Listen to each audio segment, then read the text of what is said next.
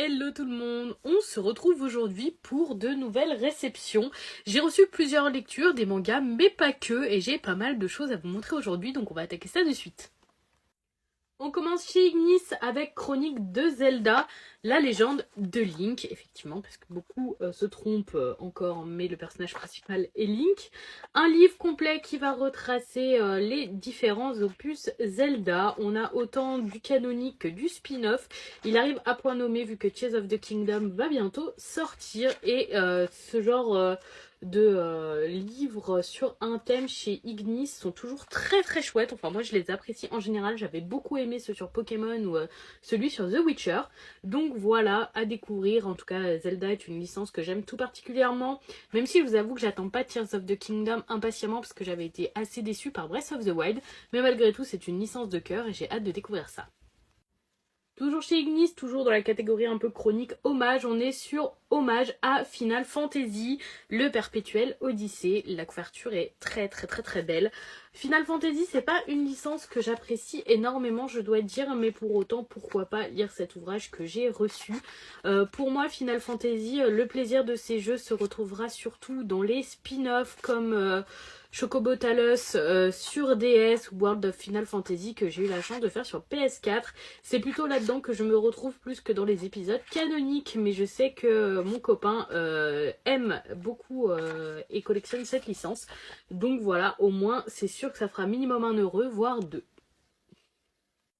On passe chez Kotun avec une nouveauté, il s'agit du premier tome de comment Raeliana a survécu au manoir Wind en espérant ne pas avoir écorché le nom de ce titre.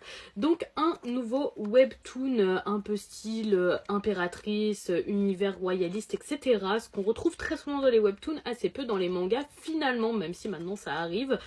Et pourquoi pas le découvrir. En général c'est le genre d'univers que j'apprécie. Pour le moment j'ai eu des bonnes surprises chez Kotun en termes de lecture et assez peu de déceptions, sachant que je suis difficile à convaincre sur les webtoons au format papier parce que les adaptations ne sont toujours pas toujours pertinentes.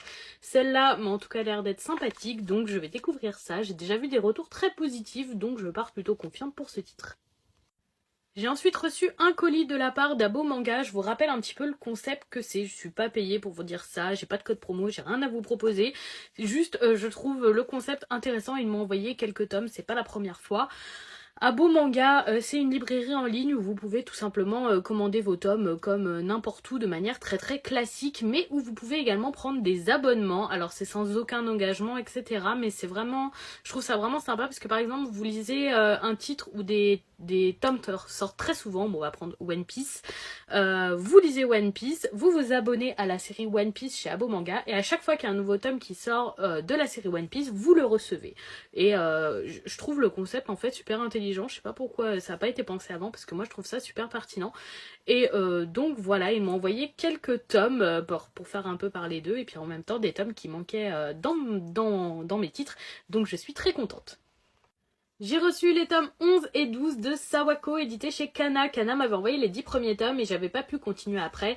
Comme je vous l'ai déjà dit de nombreuses fois, je lis en priorité ce que je reçois de la part de maisons d'édition, librairies, etc. Et j'ai beaucoup de mal à avancer mes titres. Je n'ai pas lu de titres de ma pile à lire personnelle depuis septembre. Et donc ça va me permettre d'avancer un peu Sawako. J'avais pas ces tomes, ils sont pas toujours faciles à trouver en plus sur ces vieux shoujo entre guillemets. Des fois on a beaucoup de mal à trouver certains tomes, donc je suis trop contente de pouvoir continuer Sawako avec ses tomes 11 et 12 en espérant pouvoir aller encore plus loin si la série continue de me plaire. Et j'ai reçu les tomes 2 à 5 de Dahlia, artisane magicienne de chez Komiku. Donc la série est terminée en 5 tomes. C'est une série pas complète parce que j'ai déjà eu le tome 1 mais une série finie. Komiku m'avait envoyé le premier tome et là pareil j'avais en plus voulu prendre le second tome et finalement il est arrivé éclaté, j'ai dû le renvoyer. Et une série que j'ai pas pu continuer, Komiku n'envoie que les tomes 1 en partenariat, pas les suites. Donc j'avais très très envie de continuer ce titre parce que le tome 1 m'avait vachement plu, donc c'est la bonne occasion de pouvoir le continuer et surtout de l'avoir dans ma pile à lire pour le lire assez rapidement. Donc trop contente parce que c'est un premier tome qui m'avait plu en espérant que ce soit le cas pour le reste du titre. En tout cas je vous ferai un retour assez rapidement. Et donc voilà pour les quelques réceptions du jour. Dites-moi si vous avez envie de lire ces livres de chez Ignis ou si sur d'autres titres ça pourrait vous intéresser. Et si vous avez déjà lu ces séries, n'hésitez pas à m'en faire part, je suis curieuse d'avoir votre avis dessus. En attendant, je vous souhaite une très très bonne soirée et je vous fais des bisous tout le monde.